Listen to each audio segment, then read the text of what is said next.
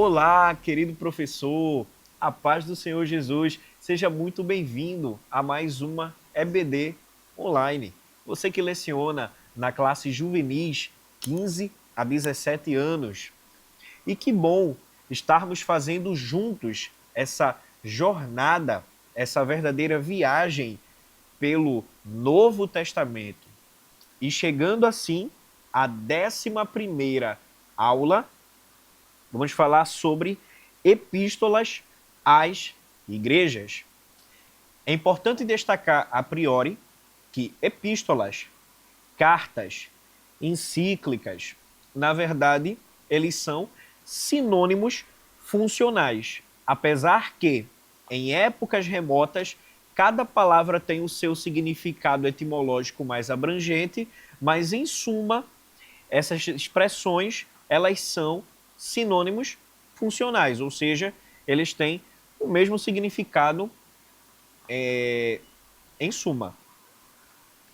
Quando nós falamos sobre as epístolas, é interessante, professor, que você não deixe de utilizar os recursos que a lição ela propõe, como, por exemplo, a leitura bíblica em classe.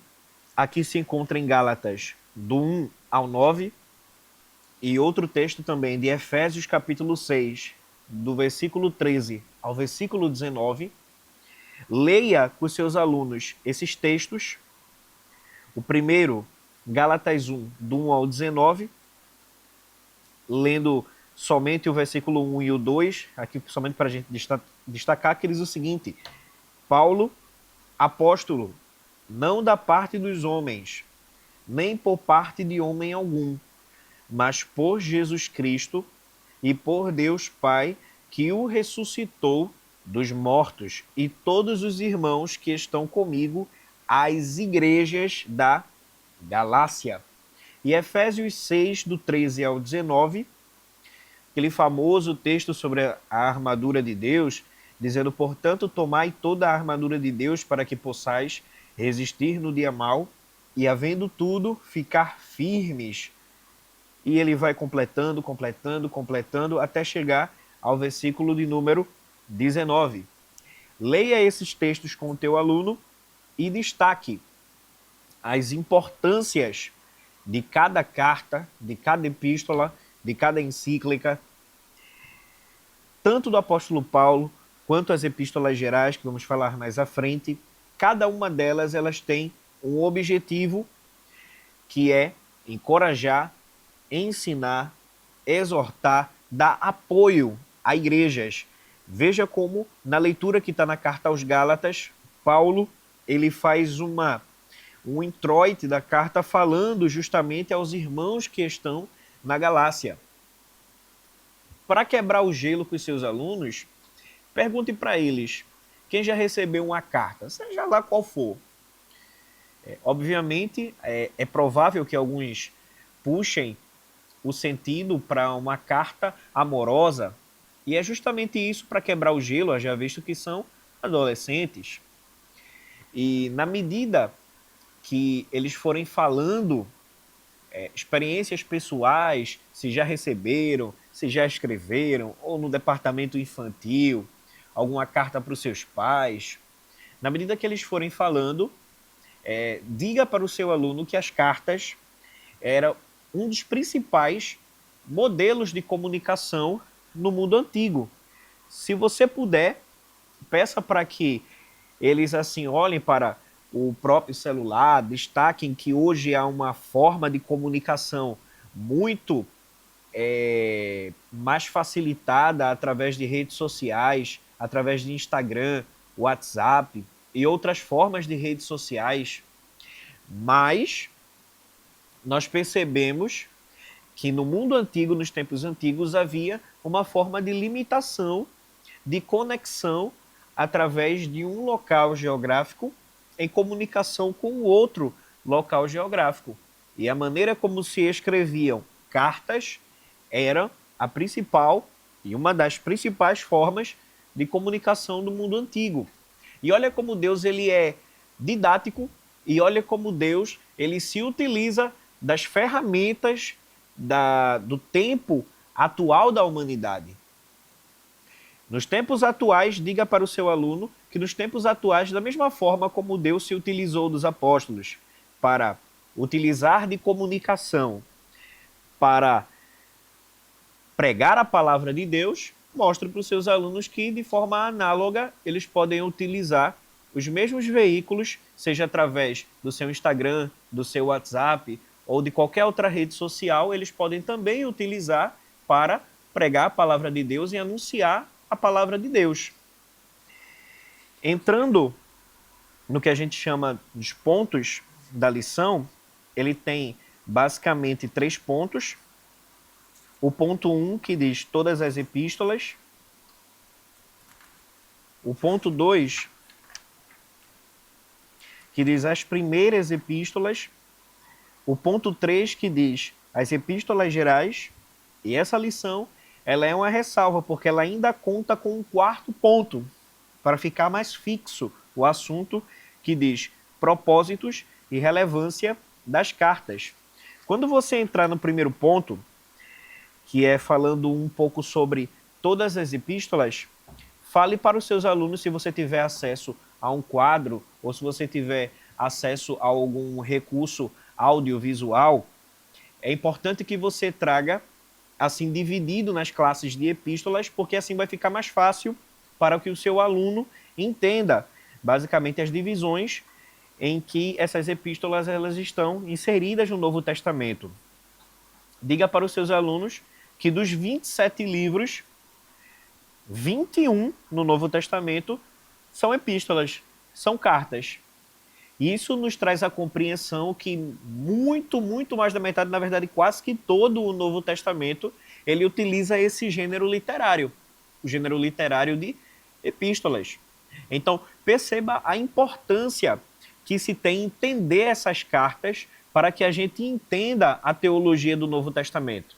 Então, para que os teus alunos eles consigam absorver aquilo que Deus ele tem para falar através do Novo Testamento, é importante que eles saibam essa forma panorâmica da divisão das epístolas no Novo Testamento para que entendam a teologia do Novo Testamento. Então, a gente tem basicamente uma pequena divisão entre as cartas. 13 dessas cartas são chamadas de cartas paulinas e as outras 8 são chamadas de cartas gerais. Por que paulinas e por que gerais? As cartas paulinas, como o próprio nome já diz, são cartas escritas ou de autoria, mas escritas por outras pessoas, que a gente vai falar um pouco mais à frente, pelo apóstolo Paulo. E as outras cartas, chamadas de cartas gerais, são cartas escritas por outros apóstolos ou por apóstolos anônimos, como é o caso de Hebreus, que somente a eternidade nos revelará quem de fato escreveu, ainda que se criem enormes teorias sobre quem escreveu Hebreus, mas somente a eternidade nos revelará quem de fato escreveu. A gente tem essa pequena divisão.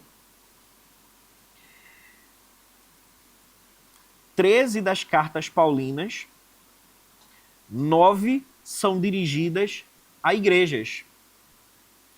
Dessas cartas dirigidas a igreja que estava em Roma, a igreja que estava em Corinto, a igreja que estava em Tessalônica. Então, dessas 9 cartas dirigidas a igrejas, das 13 cartas que Paulo escreveu e que chegou até nós, a gente percebe que essas cartas elas foram direcionadas para encorajar diretamente as igrejas do Senhor que foram plantadas ao longo dos locais específicos onde o evangelho na antiguidade alcançou.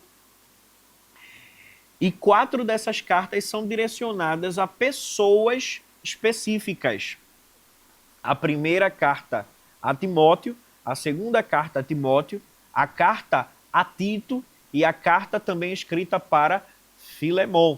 Essas cartas elas são chamadas de cartas pastorais. A gente percebe que o cunho delas, o conteúdo delas são conteúdos mais pastorais, dando instruções a jovens obreiros, ou como é o caso da carta a Filemon, uma instrução para que ele assumisse de volta e perdoasse o escravo Onésimo.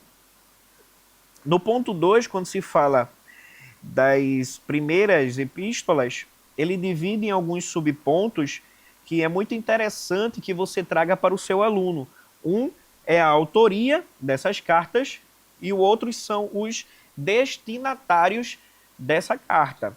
Novamente, se você tiver acesso a algum recurso audiovisual, é importante que você traga para a aula, porque isso vai facilitar muito a compreensão do teu aluno. Ao falar da autoria, destaque para o seu aluno que o apóstolo Paulo, normalmente, ele sempre se identificava. Quando ele fala na carta aos Romanos, na carta aos Coríntios, na carta aos Filipenses, normalmente, quando ele se identificava e quando não era apenas ele que era o autor daquela carta, ele destacava também outras pessoas que também foram ajudantes dele para que assim fosse composto o conteúdo daquela carta. E ele cita Silvano, quando ele escreve uma de suas epístolas, ele cita também outros personagens, como Sóstenes. Há muitos outros que Paulo ele cita. Então é interessante a gente ter essa ideia do porquê que Paulo sempre destacava quem ajudava ele. Liga para o seu aluno, é uma aplicação pertinente de que normalmente nos nossos tempos, na nossa geração e como adolescente, jovem, é um público muito competitivo, normalmente há aquela competitividade em saber, não, eu quem escrevi, eu quem fiz o trabalho na igreja, mas a gente percebe através do exemplo do apóstolo Paulo que ele sempre deixava claro o destaque também quem ajudou ele. Destinatários, é importante que se tenha esse conhecimento, destaque sempre para onde aquela carta ela foi destinada. E é interessante porque no ponto 3 ele fala sobre as epístolas gerais e ele fala sobre essas mesmas questões, autoria e destinatários.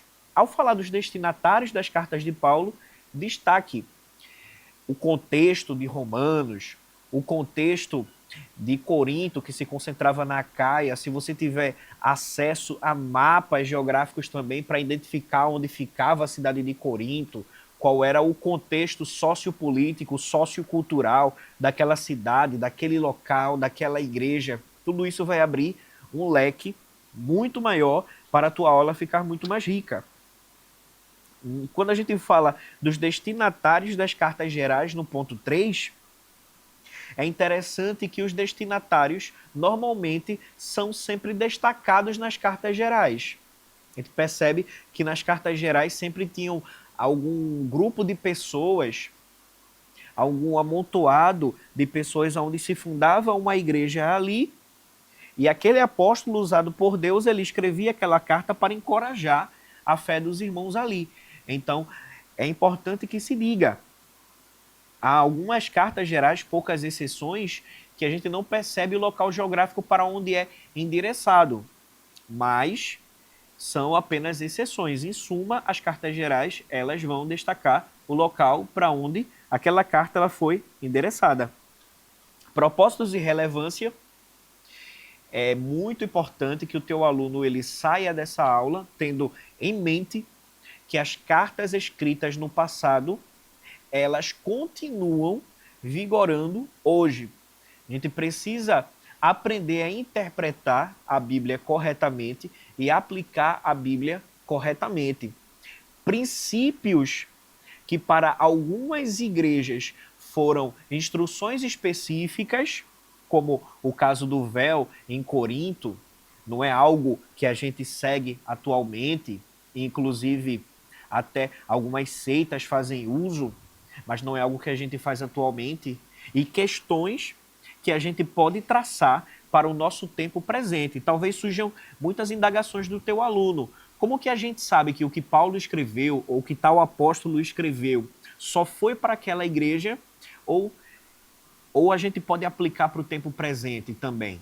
Há muitas questões até de ética cristã, de cosmovisão, inseridos aqui, falando sobre vários assuntos, N e N assuntos de dúvidas que podem surgir ao longo da aula. E é interessante, professor, que você tenha em mente e já tenha essas respostas.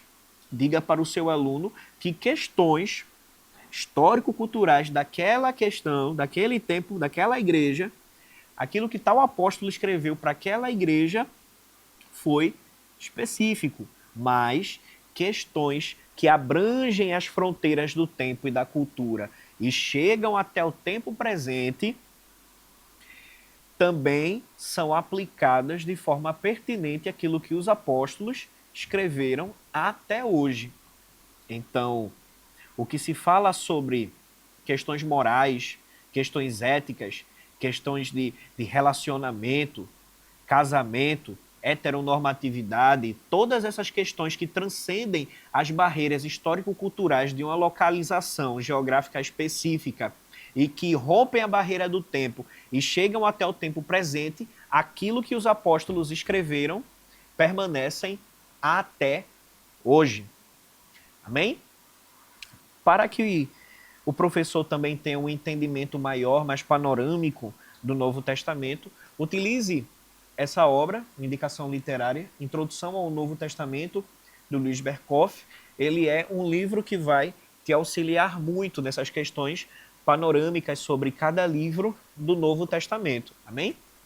Professor, que Deus te abençoe, que Deus ele te use como uma ferramenta poderosa nessa aula e eu tenho certeza que será de uma produtividade enorme. Curta, comente, compartilhe, mande para aquele teu amigo, parente que você sabe que leciona na escola dominical. Amém?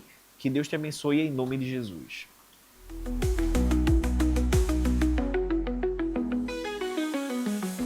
Que o conhecimento é capaz de mudar a vida de quem lê, a gente já sabe. E que livro você pode comprar em qualquer livraria. Mas nós transformamos 100% do nosso lucro em mudança de vidas, através da ação social, evangelismo e missões. Ao adquirir qualquer um de nossos produtos, seja presencial ou à distância, você está investindo em alguém. Na próxima vez que você for comprar livros ou artigos evangélicos, não vá em qualquer lugar. Vá na Livraria Arca Missionária. Uma nova história começa quando você compra aqui. Distribuição através do Pix. Uma operação rápida, segura e sem custos. Abra o aplicativo do seu banco, clique na opção Pix e em seguida vá na opção Transferência. Depois é só digitar nossa chave Pix, que pode ser o nosso CNPJ 11 120 490 0001 86. Nosso e-mail contribua@eadalp.org.br ou nosso celular 81 98883 2755. Verifique se a contribuição é para a Igreja Evangélica Assembleia de Deus em Abreu Lima, Pernambuco. Confirme a transferência e depois siga o procedimento do seu banco. Anote nossas chaves Pix para não esquecer. CNPJ 11 120 490 0001 86. E-mail contribua@iadalp.org.br. Celular 81 98883 2755. Você está contribuindo para o crescimento da obra de Deus.